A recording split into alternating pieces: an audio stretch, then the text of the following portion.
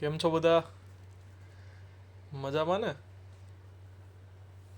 તો ફિઝિક્સમાં આપણે લાસ્ટ લેક્ચરમાં electrostatic potential due to a point charge study કર્યું હતું કે કોઈ એક પોઈન્ટ ચાર્જ હોય તો એ પોઈન્ટ ચાર્જના લીધે એની આજુબાજુમાં સપોઝ કે આર ડિસ્ટન્સ ઉપર કોઈ ઓબ્જેક્ટ અથવા કોઈ પોઈન્ટ છે તો એ પોઈન્ટ ઉપર ઇલેક્ટ્રોસ્ટેટિક પોટેન્શિયલ કેટલું હશે એ આપણે સ્ટડી કર્યું હતું, જેનું ફાઇનલ રિઝલ્ટ આપણને V ઇક્વલ્સ ટુ કે ક્યુ અપોન આર મળ્યું હતું. હવે એવું તો પોસિબલ નથી કે દર વખતે એક જ પોઈન્ટ ચાર્જ હોય. ઘણા બધા પોઈન્ટ ચાર્જ પણ આજુબાજુ હોઈ શકે ને, બરોબર? તો if there are more than one charges, it means there is a system of charges. More than one charges are there, so that if you are talking about any particular point, there will be more than one electrostatic potential, or electrostatic potential due to many charges will be there. So in that case, we have to consider all the charges and all the distance from the particular point. In this case, અહીંયા આપણને P point પાસે electrostatic potential find out કરવાનું કીધું હોય for example, અને એની આજુબાજુ ચાર charge છે. There are 4 charges Q1, Q2, Q3 and Q4. એ બધાનું P પોઈન્ટથી respectively distance R1P, R2P, R3P અને R4P છે, બરોબર? તો આ બધા જ ચાર્જ છે એ જુદા જુદા ડિસ્ટન્સ ઉપર છે, કોઈનું ડિસ્ટન્સ સેમ નથી. બધાના ચાર્જીસ પણ ડિફરન્ટ છે. એક Q1 છે, બીજું Q2 છે, Q3 છે, Q4 છે. તો ચાર્જીસ પણ ડિફરન્ટ છે અને ડિસ્ટન્સ પણ ડિફરન્ટ છે.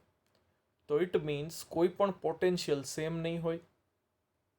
હવે પોટેન્શિયલ સેમ નહીં હોય, ઇટ મીન્સ P પોઈન્ટ ઉપર તમને 4 પોઈન્ટના લીધે ઇલેક્ટ્રોસ્ટેટિક પોટેન્શિયલ લાગતું જોવા મળશે.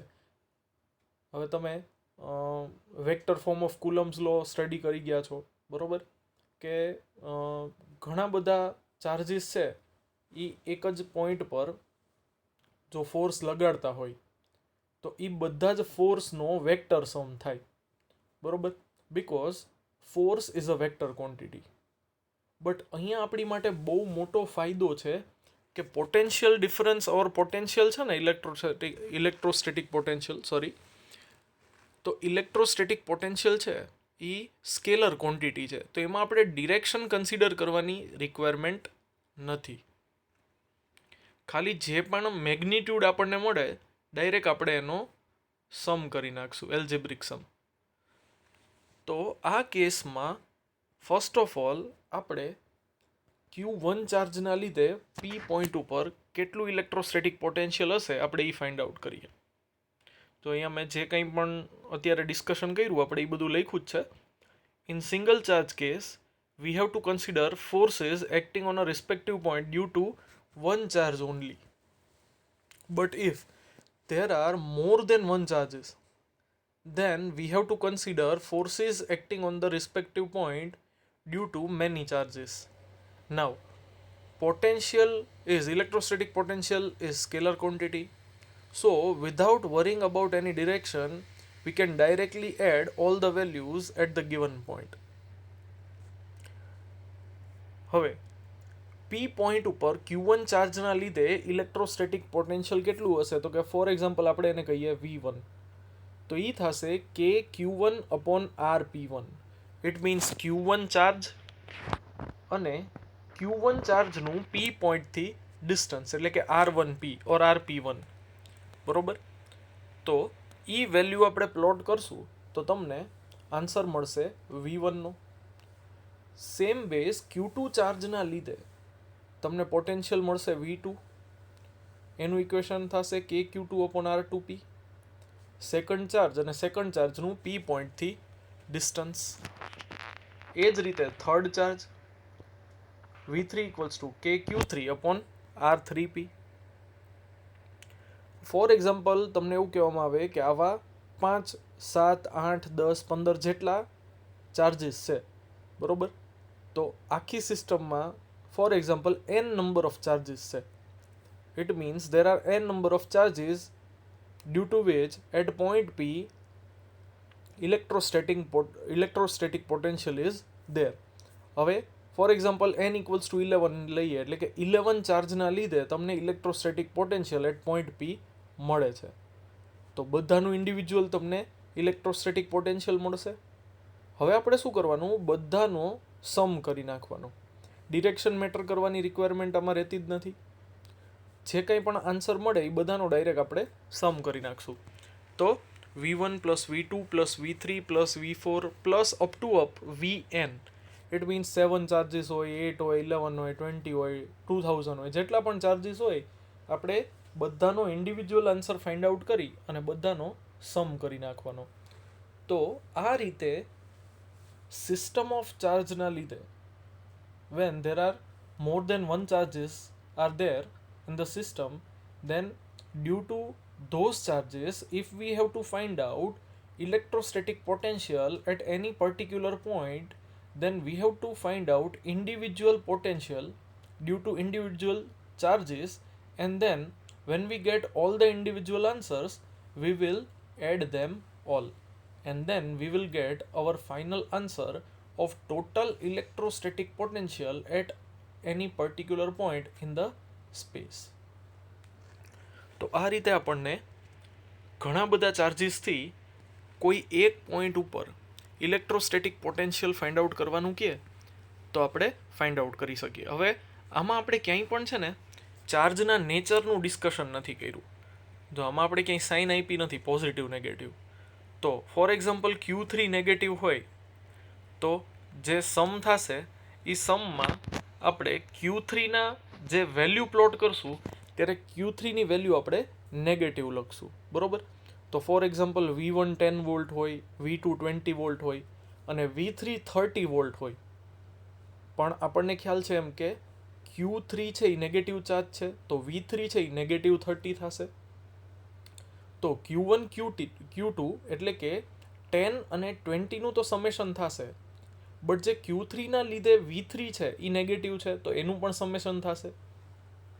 So it will be +10 +20 and -30. તો જો આવા 3 ચાર્જ હોય અને જેનું સમેશન 0 થતું હોય તો at any given particular point potential difference or electrostatic potential will be 0. તો જે કંઈ પણ ચાર્જની સાઇન હોય એ સાઇન સાથે આપણે વેલ્યુ આ સમેશનમાં મૂકવાની છે, બરોબર?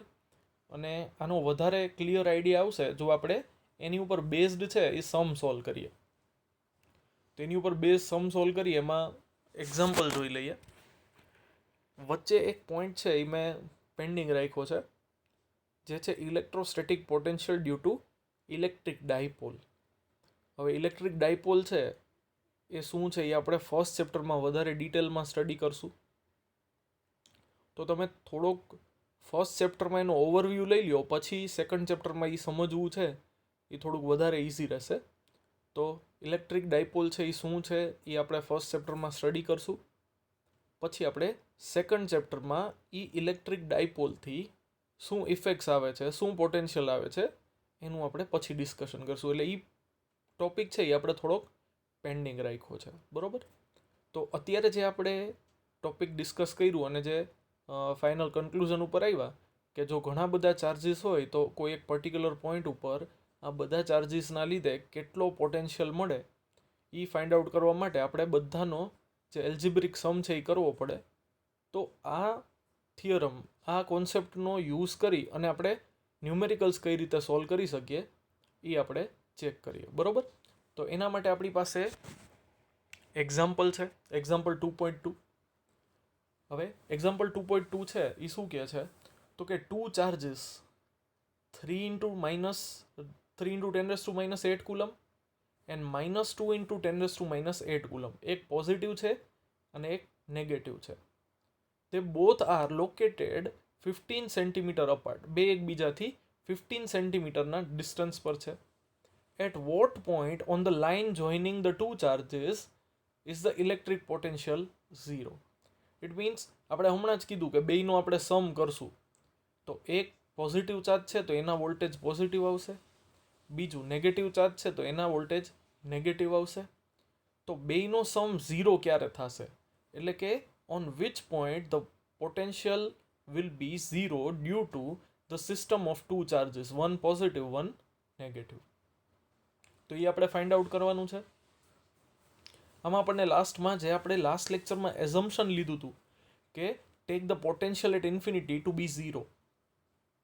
તો જે આપણું જે એઝમ્પશન હતું એ એઝમ્પશનને અહીંયા સ્ટેટમેન્ટ ફોર્મમાં આપ્યું છે કે આપણે કન્સિડર કરવાનું જ છે કે પોટેન્શિયલના ઇન્ફિનિટીના પોટેન્શિયલને આપણે 0 કન્સિડર કરીએ છીએ બરાબર. તો અહીંયા તમને બે ચાર્જ આપ્યા છે, એક નેગેટિવ અને એક પોઝિટિવ. તો એને ફિગર ડ્રો કરીએ તો આપણે પોઝિટિવ ચાર્જને કહીએ Q1 3 × 10⁻⁸ કુલમ, નેગેટિવ ચાર્જને કહીએ Q2 -2 × 10⁻⁸ કુલમ, અને બે એકબીજાથી 15 સેન્ટીમીટરના ડિસ્ટન્સ પર છે. હવે ફોર એક્ઝામ્પલ આ Q1 અને Q2 વચ્ચે હું કોઈ એક પોઈન્ટ P એઝ્યુમ કરું, જે પોઈન્ટ P ઉપર પોટેન્શિયલ છે due to this two charges Q1 and Q2 એ 0 મને મળે છે. તો જો આ પોઈન્ટ મેં P કન્સિડર કર્યો જે Q1 અને Q2ની વચ્ચે છે. હવે હું એઝ્યુમ કરું કે Q1 ચાર્જથી આ પોઈન્ટ P x સેન્ટીમીટરના ડિસ્ટન્સ પર છે. હવે ટોટલ ડિસ્ટન્સ બે ચાર્જીસ વચ્ચેનું 15 છે. એક ચાર્જથી P પોઈન્ટનું ડિસ્ટન્સ જો 1 સેન્ટીમીટર હોય તો Q2 ચાર્જથી એ બટ ઓબ્વિયસ છે કે 15 - x હશે.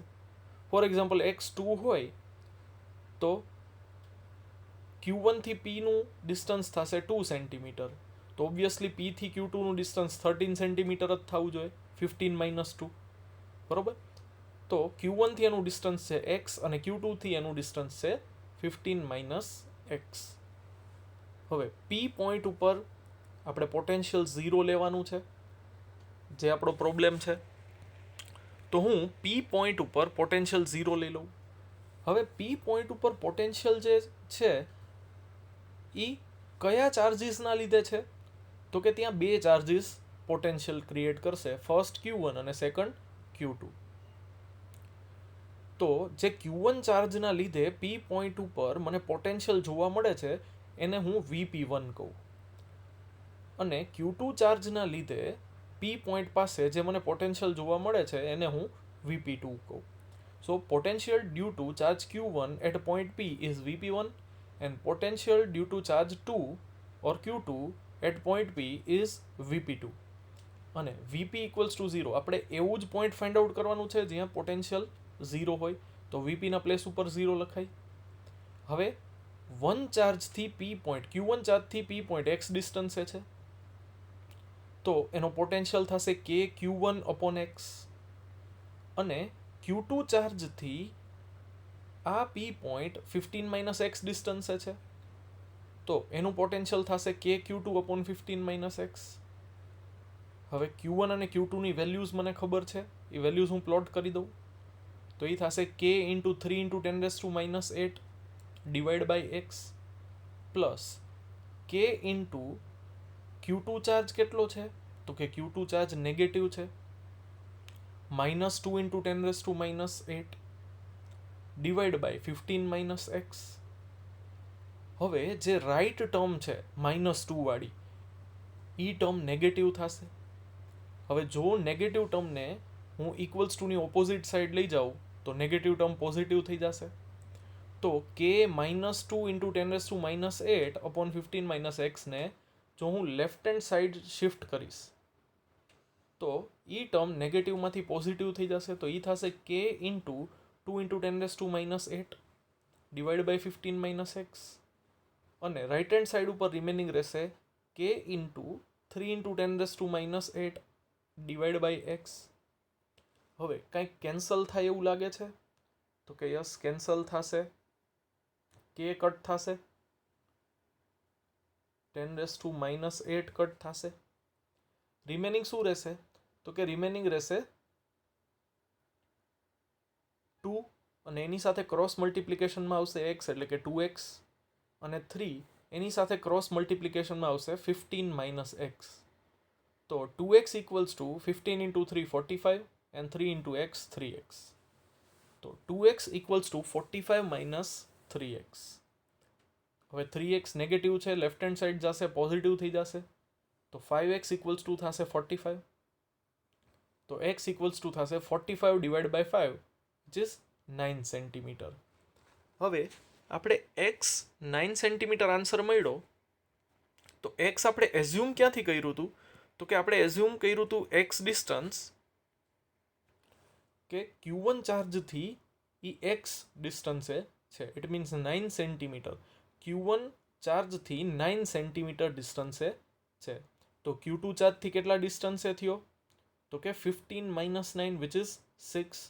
તો q1 થી 9 સેન્ટીમીટર અને q2 થી 6 સેન્ટીમીટર. અને ઓબ્વિયસ વસ્તુ છે q2 નું મેગ્નિટ્યુડ લેસ છે. તો p પોઈન્ટ q2 ની વધારે નજીક હશે અને q1 નું મેગ્નિટ્યુડ હાઈ છે તો એ q2 થી દૂર હશે. બરોબર? તો જેનું મેગ્નિટ્યુડ ઓછું હશે, જો બે ચાર્જ પોઝિટિવ હોય ને તો તમને કોઈ દિવસ એના લીધે પોટેન્શિયલ 0 મળે નહીં. ઓલવેઝ બેનું એડિશન જ થાય. તમે +5 ને +3 કોઈ દિવસ 0 લખી શકો નહીં. It will be always a positive number. તો એક પોઝિટિવ હોય, એક નેગેટિવ હોય તો જ પોસિબલ છે કે તમને પોટેન્શિયલ 0 મળે. તો આ તો આપણને પહેલો પોઈન્ટ મળ્યો છે હજી, કે પોઈન્ટ P જે Q1 અને Q2 ની વચ્ચે છે એવા કોઈ પોઈન્ટ P પર તમને પોટેન્શિયલ 0 મળ્યું છે. હવે ફોર એક્ઝામ્પલ હું કોઈ એવા પોઈન્ટને એઝ્યુમ કરું જે Q2 ની રાઈટ હેન્ડ સાઈડ ઉપર છે. Q, કેપિટલ Q, પહેલા P લીધું, હવે આપણે નામ આપીએ Q. તો કે સપોઝ કે જે આ line joining the two charges છે એના પર Q2 થી બહુ જ દૂર કેપિટલ Q પોઈન્ટ ઉપર તમને પોટેન્શિયલ 0 મળે છે. હવે આ જે કેપિટલ Q પોઈન્ટ છે ને એ Q2 ચાર્જથી x ડિસ્ટન્સે છે અને Q1 અને Q2 વચ્ચેનું ડિસ્ટન્સ તો ઓલરેડી તમને 15 સેન્ટીમીટર ખ્યાલ જ છે. તો Q1 થી કેપિટલ Q નો ડિસ્ટન્સ થશે 15 + x અને Q2 થી કેપિટલ Q નું ડિસ્ટન્સ થશે સ્મોલ x અને ત્યાં પોટેન્શિયલ તમારે લેવાનો છે 0. તો આના માટે આપણે કેલ્ક્યુલેશન કરીએ. તો VQ equals to potential at point Q due to charge Q1 plus potential at point Q due to charge Q2. VQ1 plus VQ2. હવે Q1 થી કેપિટલ Q નું ડિસ્ટન્સ છે 15 + x તો એનું પોટેન્શિયલ થશે KQ1 ડિવાઇડ બાય 15 + x અને Q2 ચાર્જથી distance છે capital Q પોઈન્ટનું x તો એનું પોટેન્શિયલ થશે KQ2/x. Same ways Q1 Q2 ની વેલ્યુ આપણે પ્લોટ કરી દઈએ. તો 3 × 10⁻⁻⁻ x એન્ડ -2 × 10⁻⁻⁸ હવે નેગેટિવ ટર્મને again same left hand side લઈ જઈએ, પોઝિટિવ થઈ જશે. પાછું કંઈક કટ થશે તો કે યસ k અને k કટ થશે. 10⁻8 10⁻8 કટ થશે. બરોબર? તો હવે રિમેનિંગ શું રહેશે? તો કે રિમેનિંગ રહેશે 2 × 15 + x એન્ડ 3 × x. તો 2 × 15 30 plus 2 × x 2x equals to 3x. તો 2x રાઈટ હેન્ડ સાઈડ આવશે, નેગેટિવ થઈ જશે. તો તમને x મળ્યું 30 સેન્ટીમીટર. હવે આ 30 સેન્ટીમીટર છે એ ક્યાંથી છે? તો કે 30 સેન્ટીમીટર એક્સની વેલ્યુ મળી. ઇટ મીન્સ Q પોઈન્ટ છે એ Q2 ની રાઈટ હેન્ડ સાઈડ છે 30 સેન્ટીમીટર ડિસ્ટન્સે. તો Q1 થી એનું ડિસ્ટન્સ કેટલું થશે? તો કે 30 + 15 ઇટ મીન્સ 45. તો ટોટલ તમને Q1 ચાર્જથી 45 સેન્ટીમીટર ડિસ્ટન્સ પર તમને એક એવો પોઈન્ટ મળશે જ્યાં ટોટલ પોટેન્શિયલ કેટલું થાય છે? તો કે 0 થાય છે. બરોબર? તો આ રીતે તમને Q1 અને Q2 ને જોઈન કરતી લાઇન પર 2 પોઈન્ટ મળશે એવા જ્યાં પોટેન્શિયલ 0 થશે. First point P, second point Q. બરોબર. તો ઘણા બધા ચાર્જીસના લીધે કોઈ પોઈન્ટ ઉપર કેટલું પોટેન્શિયલ થાય એ કોન્સેપ્ટનો આપણે યુઝ કરીને આ સમ સોલ્વ કર્યો. બરોબર. હવે આના જેવો જ સેમ સમ છે એક્સરસાઇઝમાં. તો એક્સરસાઇઝનો સમય સાથે સાથે જોઈ જ લઈએ. બરોબર. હવે તમે એક કામ કરો, અહીંયા વિડીયો પોઝ કરી નાખો. વિડીયો પોઝ કરી પ્રોબ્લેમ રીડ કરી અને તમે આ પ્રોબ્લેમ જાતે સોલ્વ કરો. બરોબર. હું પ્રોબ્લેમ સોલ્વ કરાવું જ છું, પણ અત્યારે તમારે કરવાનું છે કે વિડીયો પોઝ કરી અને આ પ્રોબ્લેમને રીડ કરી અને જાતે સોલ્યુશન લઈ આવવાનું છે. બરોબર. પ્રોબ્લેમ શું છે? ચાલો, સોલ્યુશન થઈ ગયું હોય તોય ભલે, ના થયું હોય તોય ભલે. બરાબર. ના થયું હોય તો ધ્યાન આપજો. સોલ્યુશન થઈ ગયું હોય તો આન્સર વેરીફાઈ કરી લેજો. બરાબર. ક્યાંય સિલી મિસ્ટેક કેલ્ક્યુલેશનમાં કે થઈ નથી એ ચેક કરી લેજો. બરાબર. તો સ્ટેપ બાય સ્ટેપ આપણે આ જ સમ પાછો સોલ્વ કરશું. બરાબર. તો પ્રોબ્લેમ શું છે? તો કે 2 ચાર્જીસ 5 × 10⁻8 એન્ડ -3 × 10⁻8 કુલમ, 2 ચાર્જ છે. They are located 16 centimetre apart. બે એકબીજાથી 16 સેન્ટીમીટરના ડિસ્ટન્સે છે. તો at what points the line joining the two charges is the electric potential 0. તો પ્રીવિયસ સમ જેવો સેમ સમ છે, કોઈ જ ચેન્જીસ નથી. ખાલી તમને બે ચાર્જીસ વચ્ચેનું ડિસ્ટન્સ અને બે ચાર્જીસના મેગ્નિટ્યુડ જ ડિફરન્ટ આપ્યા છે.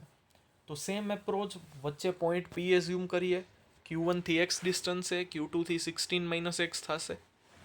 P પોઈન્ટ ઉપર પોટેન્શિયલ 0 છે, તો કે Q1/x અને Q2 થી એ 16 - x પર છે, તો કે Q2/16 - x. Q1 ની વેલ્યુ છે 5 × 10⁻8, Q2 ની વેલ્યુ છે -3 × 10⁻8 ડિવાઈડ બાય 16 - x.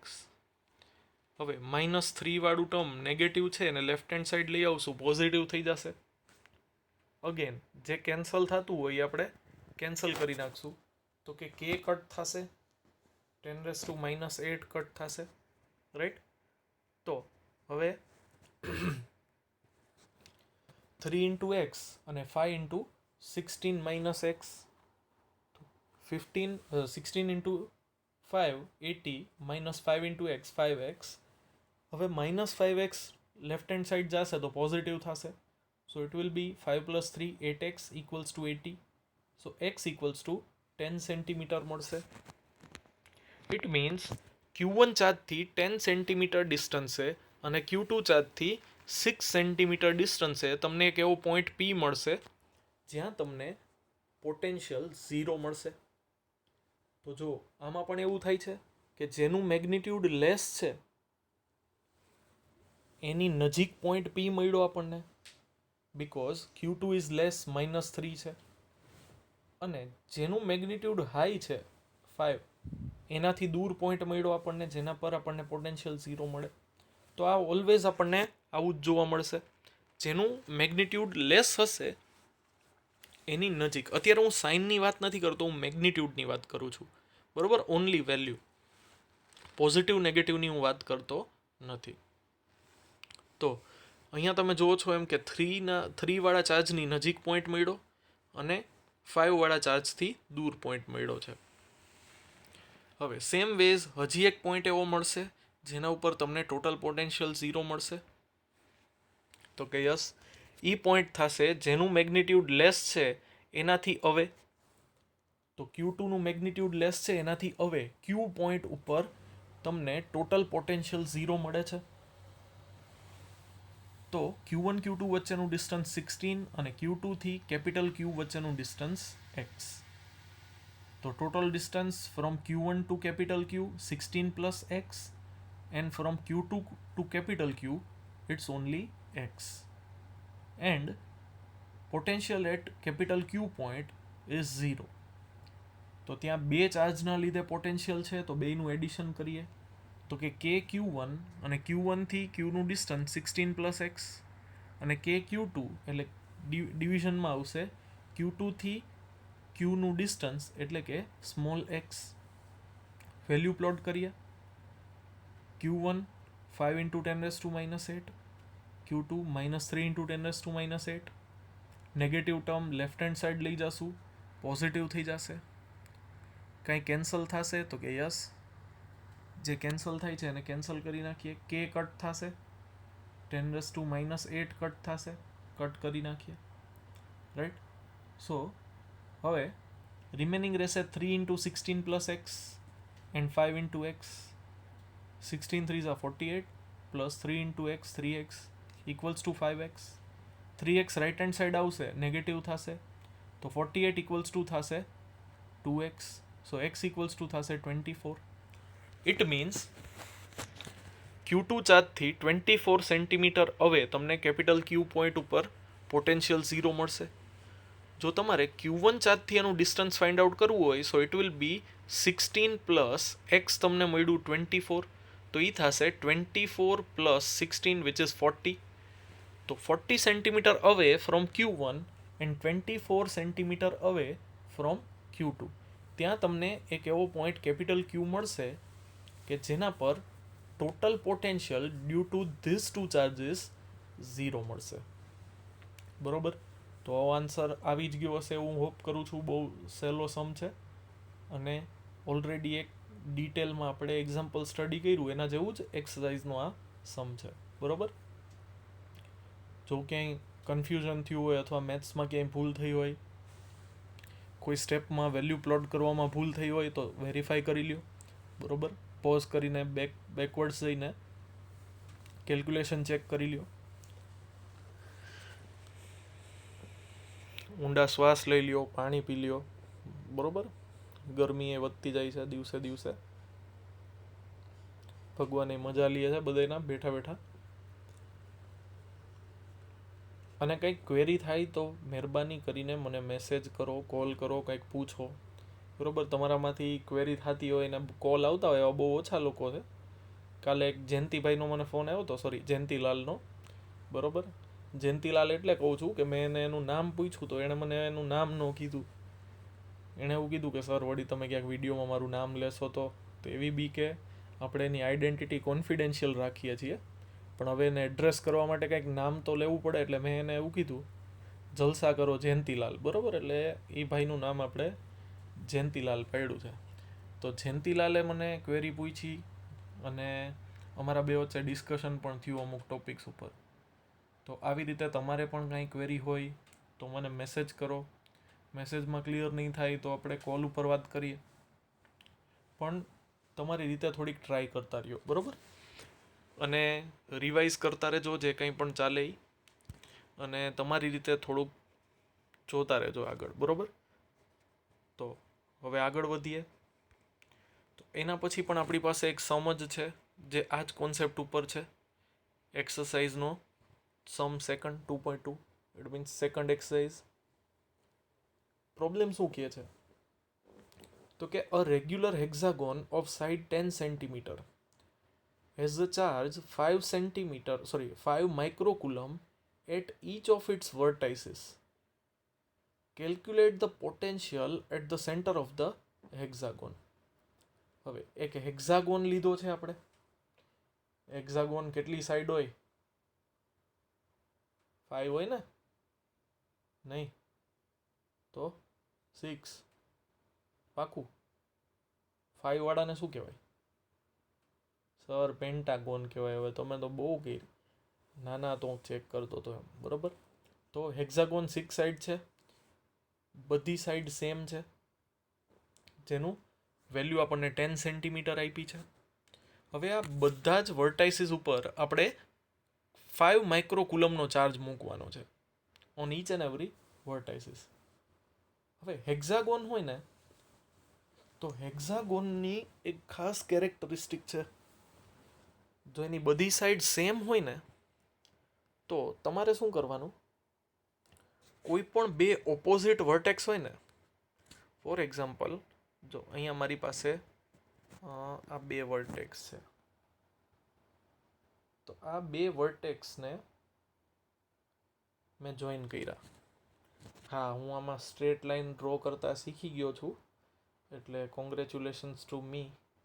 બરોબર. તો આ સ્ટ્રેટ લાઈન આપણે ડ્રો કરી. તો આ જે બે ઓપોઝિટ વર્ટાઇસીસ છે ને, એને હું જોઈન કરું ને, તો એ ડિસ્ટન્સ કેટલું થાય ખબર છે? એ ડિસ્ટન્સ થશે 2l. બરોબર. કેટલું ડિસ્ટન્સ થશે? એ 2l થશે. હવે l કોને કેવું? તો કે l આ ડિસ્ટન્સ થાય સાઈડ ઓફ ધ હેક્ઝાગોન. અને જો હું એ બેનું મિડ પોઈન્ટ ડ્રો કરું, તો અમે મિડ પોઈન્ટ ડ્રો કર્યું, which will be ultimately centre of our hexagon. આપણા હેક્ઝાગોનનું સેન્ટર થશે. હા પાડો બધાય. બરોબર. હા પાડી ને.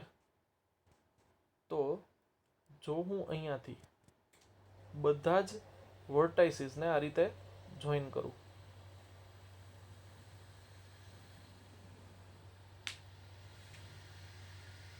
તો તમે જોઈ શકો છો એમ કે બધા જ વર્ટાઇસીસ છે એ કોમન પોઈન્ટમાંથી પાસ થાય છે. તો આ જે કોમન પોઈન્ટ છે એ આપણો હેક્ઝાગોનનો સેન્ટર છે. તો હેક્ઝાગોનના સેન્ટરથી ઈચ એન્ડ એવરી વર્ટાઇસ છે ને, એ આપણને એલ ડિસ્ટન્સ ઉપર જ જોવા મળશે. કેટલા ડિસ્ટન્સ ઉપર? એલ ડિસ્ટન્સ ઉપર. આ ડિસ્ટન્સ પણ એલ થશે, આ ડિસ્ટન્સ પણ એલ, આ ડિસ્ટન્સ પણ એલ. બધા જ ડિસ્ટન્સ છે એ આપણને એલ જેટલા જ જોવા મળશે. બરોબર.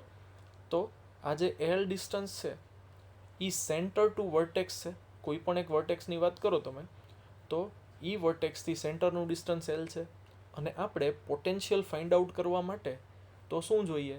તો કે ડિસ્ટન્સ જ જોઈએ, બીકોઝ ચાર્જ તો આપણને આપેલો છે. તો મેં અહીંયા 6 ચાર્જ દોર્યા છે. તમે જોઈ શકો છો એમ મેં 6 ચાર્જ અહીંયા ડ્રો કર્યા છે. 1 2 3 4 5 અને 6. અને સેન્ટર અહીંયા ક્યાંક છે. બરોબર. ઓ પોઈન્ટ છે એ આપણું સેન્ટર છે. તો તમે જોઈ શકો છો એમ કે બધા ડિસ્ટન્સ સેમ થશે.